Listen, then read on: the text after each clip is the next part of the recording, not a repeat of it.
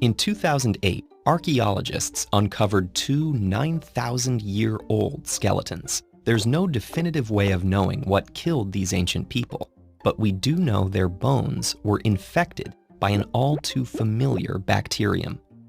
The ancient Greeks knew its consumptive effects as phthisis. The Incans called it chaki-onke, and the English called it tuberculosis.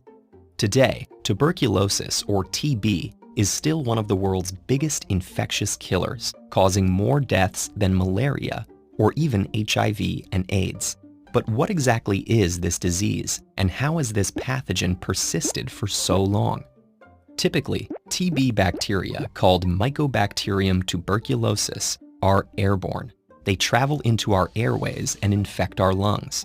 Here, immune cells called macrophages rush to the infection site, attempting to absorb and break down the bacterial invaders.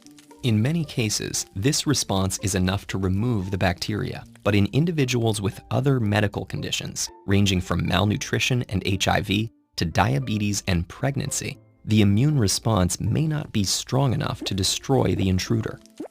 If so, Mycobacterium tuberculosis will reproduce inside those macrophages and form colonies in the surrounding lung tissue. As they infect more cells, the bacteria employ cell-degrading enzymes that destroy the infected tissue, triggering chest pain and causing patients to cough up blood.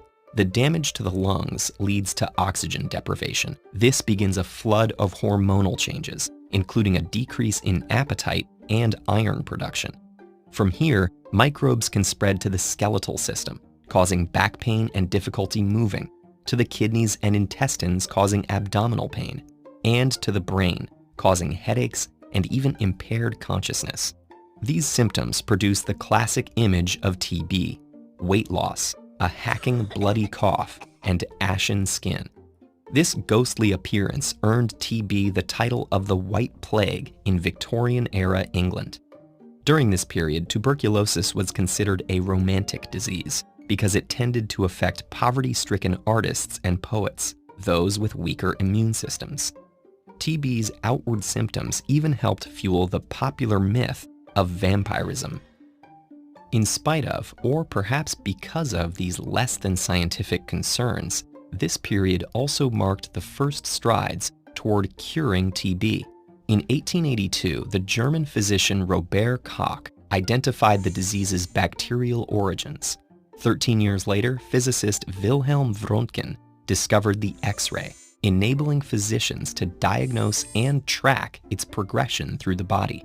These techniques allowed researchers to develop reliable and effective vaccines, first for smallpox and again in 1921, when scientists developed the BCG vaccine to battle TB. These developments laid the groundwork for the modern field of antibiotics, currently home to our most effective TB treatments. But antibiotics fail to address a major diagnostic complication. About 90% of people infected with TB don't show any symptoms. In these latent infections, the TB bacterium may be dormant, only activating when someone's immune system is too weak to mount a defense.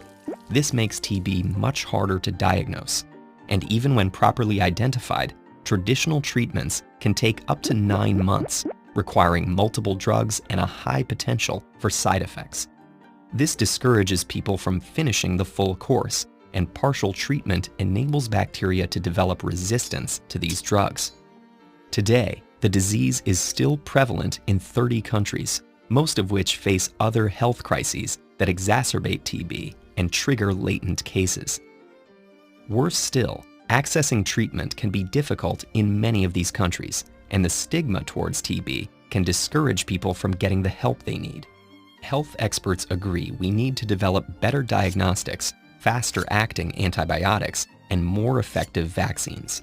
Researchers have already developed a urine test that yields results in 12 hours, as well as a new oral treatment that could cut treatment time by 75%.